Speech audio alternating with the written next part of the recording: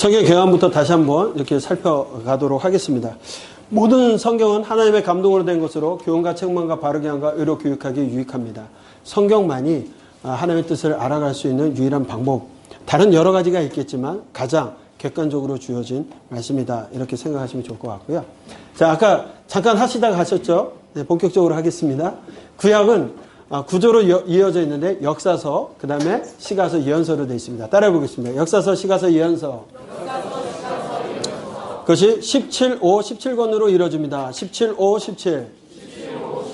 모세의 오경과 또 예언서는 대예언서, 소예언서로 나누게 되며 5, 12, 5, 5, 12. 시작. 5, 12, 5, 5, 12. 그 다음에 바벨론 포로 이전의 역사 또는 바벨론 포로 이전에 또는 그 시기에 주어진 말씀이냐 후기의 말씀이냐에 나눠지게 되는데, 바벨론 후기의 역사서가 3권, 그 다음에 예언서가 3권이 있습니다. 그렇게 따지면 593, 5593.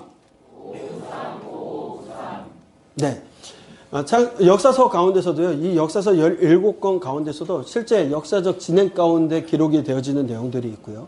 역사가 멈춰진 상태, 그 상황에서 주어지는 말씀들이 있습니다. 그래서 시기적으로 엄밀히 따진다면 제가 이렇게 써놨습니다만 11 시기, 이렇게 얘기를 하게 될 겁니다. 그래서 역사 진행되어진 건 11개가 역사 진행 가운데 기록이 되어지고 멈춰진 시간 속에서 기록이 되어집니다. 먼저 창세기, 출애굽기 역사의 진행 가운데 기록이 되어져 있고요. 레위기는 시내산, 출애굽 가운데 19장의 시내산에 도착해서 하나님께서 주시는 말씀으로서 레위기의 말씀을 주시게 되어집니다. 그리고 민수기, 광야 여정을 통해서 38년간 일명 광야 훈련, 광야 동행 훈련을 받게 되어지죠. 그 38년간의 여정 이후에 모압 평지에 모여가지고 있을 때 신명기, 되풀이할 신자, 계명 명자에서 다시 한번 하나님의 말씀을 계명을 가나안 2세대들에게 말씀해 주시는 것이 신명기. 그래서 멈춰져 있습니다. 그리고 여호수아, 정복전쟁 들어가면서 아까 도시들 살펴보았죠. 지금 머릿속에 하나도 안 남았죠. 은혜로다, 은혜예요. 자꾸 그거 모든 거를 기억하시면요, 강할 게 없어지잖아요. 그렇죠? 자, 틀린 말입니다. 여호수아, 그 다음에 이제 사사기 역사 진행 가운데 이루어지게 되어지죠. 그 가운데 룻기가 기록이 됩니다. 룻기는 설교를 거의 안 하죠. 5월 8일 어버이 주일에만 쓰는 거. 그러려고 룻기 주신 게 아니라 예수님의 계보가 어떻게 해서 시작이 되어지는지, 실패한 인생 가운데 하나님께서 어떻게 사용하셔서 그 가문에 다윗의 계보로 이어지게 되는지를 얘기하고 있고요. 그 다음에 사무엘상, 세 사람이 한 사람을 준비하죠. 네, 이제 다윗이 준비되어지는 과정이 나오게 되는 게 사무엘상입니다. 그래서 사무엘하, 역사 진행 쭉 되어지는데, 사무엘하에서는 솔로몬이 등장하게 되었고요. 사무엘하에 다윗이 나오게, 사무엘상에서는 이제 다른 다윗을 준비하는 기간이었고요. 열왕기 상이 이제 솔로몬의 이야기죠. 솔로몬의 이야기고, 열왕기하는 분열 왕국. 그래서 20개, 19개 왕이 분열된 왕국, 북이스라엘 남유다를 유지해 나가는 이야기가 되어지는데, 그렇게 본다면 역대상과 역대하는 사무엘 하와 열왕기 상하를 합쳐놓은 거기 때문에 다시 바벨론 포로 이후에 와서 기록이 되어지는 걸 본다면 그 역사 진행 가운데 쓰여진 건 아니고요. 그 다음에 이제 에스라, 느헤미야, 에스더도 에스라 시기에 이제 에스더, 페르시아 지역에서의 에스더 이야기가 기록이 되어집니다. 그래서 시기적으로 보면 11개 또는 바벨론 포로기까지 해서 12시기 이렇게 기록을 하고 있고요. 이 가운데 이제 시가서하고 예언서가 다 매치가 돼야 됩니다. 역사 진행적으로 기록된 게 아니라 순서적으로 기록을 했기 때문에 역사의 시대손에 한번 넣어보는 것도 필요하게 되는데, 시가서 5권 가운데 욥기 같은 경우에는 욥기에서 나오는 주제나 신학적인 내용은 오히려 바벨론 포로 이후에 나타나는 주제들이 더 많이 있습니다. 그래서 바벨론 포로 이후에 쓰여진 것이 아니냐라고 얘기를 하지만, 여기에 나오는 화폐단이라든가 아니면은 족장들의 이야기들을 통하여서 얘기하는 것도 그냥 창세기의 족장사와 같이 봐도 무난하겠다 해서 창세기 때 욥기와 같이 연결을 시켜도 괜찮을 것 같고요. 그 다음에 이제 사무엘 하에 다윗 이야기가 주로 되어져 있는데, 시편을 다윗과 함께 보는 이유는, 시편은 구약 전반에 거쳐서 시편이 기록되었지만 거의 150편에서 절반 정도를 다윗이 쓰게 되죠. 다윗이 고난 가운데 또는 행복할 때 하나님을 찬양한다는 내용들, 또 성전으로 올라가는 모든 것들을 썼기 때문에 시편을 사무엘하의 다윗 이야기와 연관해서 본다라면 오히려 조금 더 이해하는데 편해질 거라 생각이 되어집니다. 열왕기상에는 이제 솔로몬의 이야기인데, 솔로몬이 우리가 보편적으로 이제 젊은 시기, 노년의 때 이렇게 얘기하면서 중년, 노년의 때에 잠언, 전도, 아가서를 썼다라고 얘기들을 하시지만 정확하게는 그렇게 초년, 중년, 노년 이렇게 표현할 수는 없고요. 어쨌든 세 편의 성경을 썼습니다. 그렇죠? 그리고 솔로몬이 마지막에 죽을 때까지 뭐 했죠? 잘 나갈 때 쭉 갔어야 되는데 마지막에는 결혼 많은 여인들과 결혼하죠. 솔로몬의 부인과 처가 해가지고 몇 명이죠? 왜 정말 1000명이에요? 700, 300. 본천 어디 갔어요? 1001명이죠. 애굽에서 제일 먼저 여인을 얻지 않습니까? 그래서 1000명이라고 얘기를 하는데 그 1000명과 함께 살면서 그들이 갖고 왔던 우상 단지들을 만들고 또 산당을 만들어서 거기서 경배하다가 죽어요. 그렇기 때문에 만약 회개하지 않았다면 전도서를 보면서 다 회개했을 것이다라고 말씀하지만 그랬다면 다행입니다. 그렇지 않다면 지금 솔로몬은 어디가 있을지 고민해봐야 될 부분이에요. 그래서 성경을 제 편을 썼다 할지라도 기록했을지라도 하나님의 뜻에 합당하게 살지 않았다라면 구원 백성을 살지 못하게 되는 거겠죠. 그 다음에 그 다음에 에스라 느헤미야가 되는데 그러면 예언서는 어떻게 될까요? 예언서는요. 예언서라는 것은 거의 잘 돼갈 때는 예언자들이 안 나타나요. 그렇죠? 뭔가 잘못됐을 때 호각 부는 거예요. 축구 경기 하는데 심판이 아무 때나 호각 불지 않거든요. 그냥 진행할 때는 하는데 뭔가 심각하게 문제되면 호각을 불고 경고하고 그래도 안 되면 어떻게 합니까? 옐로우 카드 나오고 그래도 안 되면 퇴장시켜버리죠. 똑같습니다. 예언자들이 나와가지고 말씀하는 게 하나님께 돌아오라라고 말하는데 처음에는 돌아오라 해요. 그런데도 안 돌아옵니다. 계속적으로 안 돌아옵니다. 범죄합니다. 그러면 이제 계속적으로 보내요. 막판에 돼서 안 되면 이제 세상의 뒤안길로 가게 되겠죠. 그래서 아수르, 바벨론에 의해서 그들이 심판받게 되는 이야기들. 그래서 그 시기를 딱 보게 된다면 열왕기 하와 예언서가 매치가 돼야 돼요. 그래서 어느 시기에 문서 선지자가 열왕기 하에서부터 이제 나타나게 되는 엘리야, 엘리사 이후에 문서 선지자들이 나오게 되는데 그 문서 선지자들이 어떤 시기에 어떤 배경에서 외치게 되었는지를 좀 예언서 개관할 때 또 보시게 될 겁니다. 그게 이해가 되어지면 어렵지 않아요. 그냥 코걸이 귀걸이 되지 않고 정말 어떤 의미로서 하나님이 말씀하신지를 정확하게 볼 수가 있습니다. 그 다음에 바벨론 포로기에 에스겔과 다니엘이 기록이 되어지죠. 에스겔과 다니엘 기록이 되고 포로 후기에 돌아온 이들이 학개스가랴를 통하여서 성전을 재건하라고 하나님의 말씀을 주시게 되고 말라기.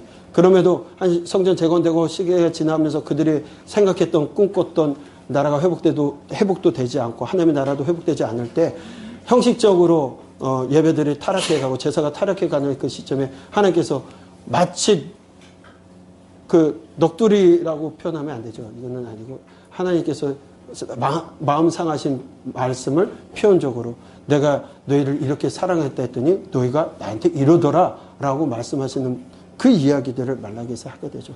그리고도 그들이 돌아오지 않아서 400여 년 동안 침묵기라고 하는 중간사이의 시간을 거치고 그리고 친히 예수님께서 이 땅에 오시는 일들이 구약과 신약으로 이어지는 이야기가 될 겁니다. 그래서 역사서, 시가서, 예언서를 꼭 기억하시면서 보시면 좋을 것 같아요. 저희가 이 중요하게 생각하는 게 이 성경의 상관관계입니다. 이 성경의 상관관계로 모든 그 66권을 한 권으로서 설명해 나가게 될 텐데요. 이건 굉장히 중요한 부분입니다. 우리가 토라라고 하는 이야기 속에 창세기, 출애굽기, 레위기, 민수기, 신명기가 있어요. 그 토라라고 하면 율법서라고 얘기하는데 율법서의 창세기에는 율법이 3가지밖에 없어요. 근데 왜 율법서에 들어갈까요?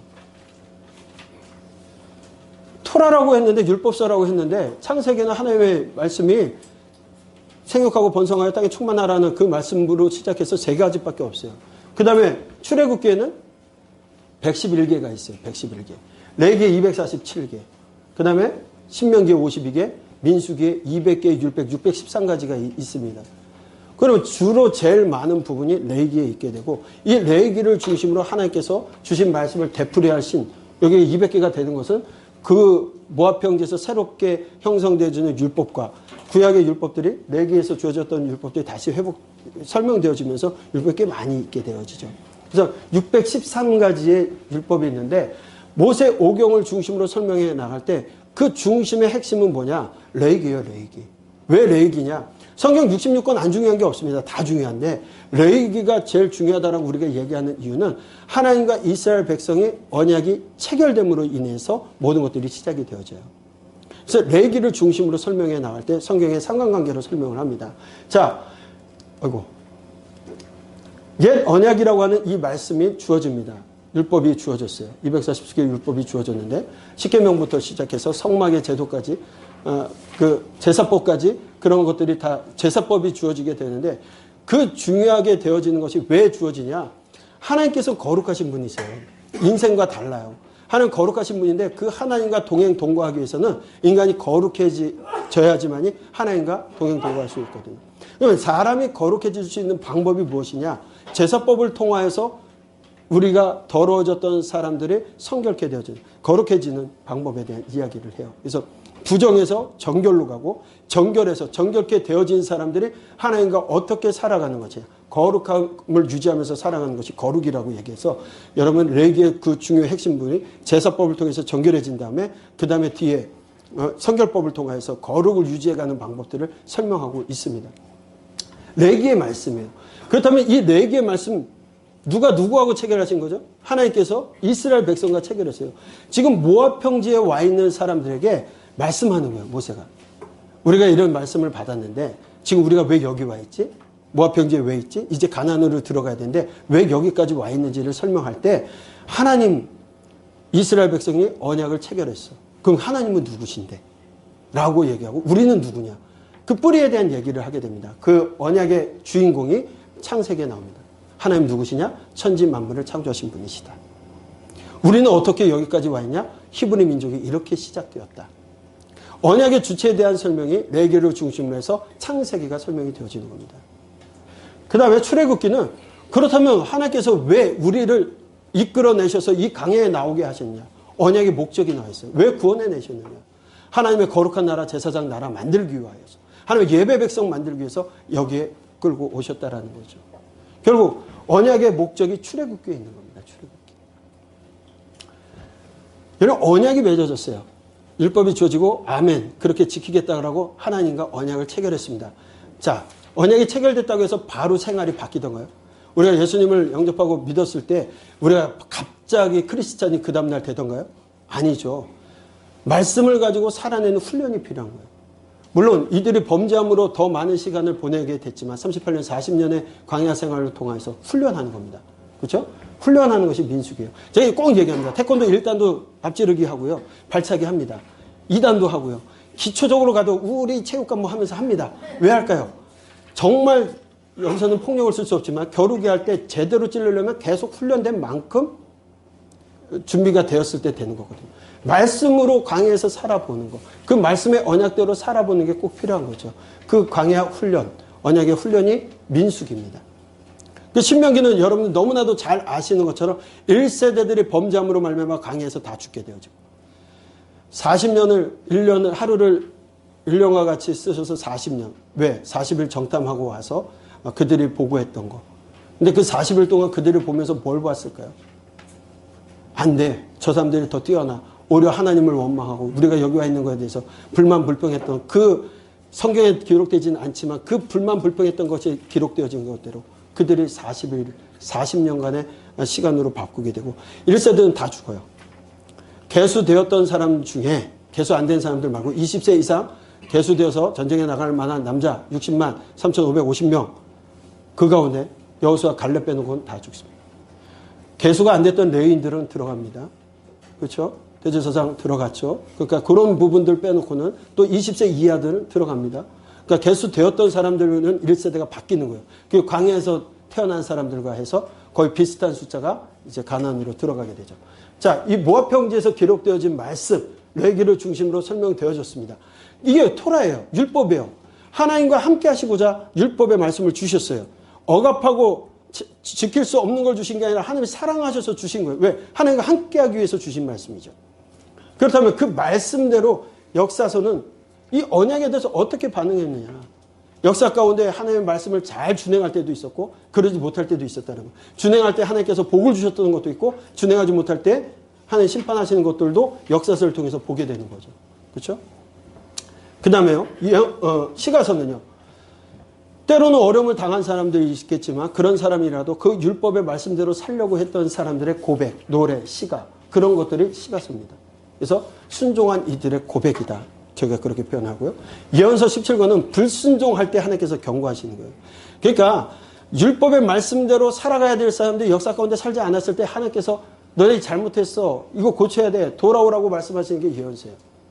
구약은 이렇게 레기 모세 오경을 중심으로 해서 역사서, 예언서, 시가서 39권이 기록이 되어지고 있다는 거죠.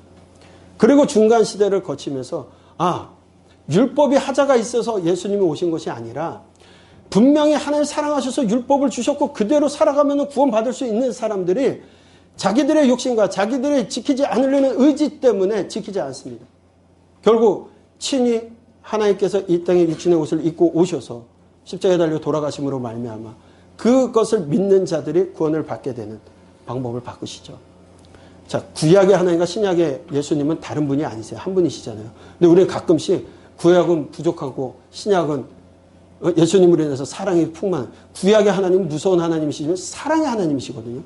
레위기를 강해 설교해 보거나 레위기를 다 한번 듣고 보시면요. 왜 사랑인지를 알게 되세요.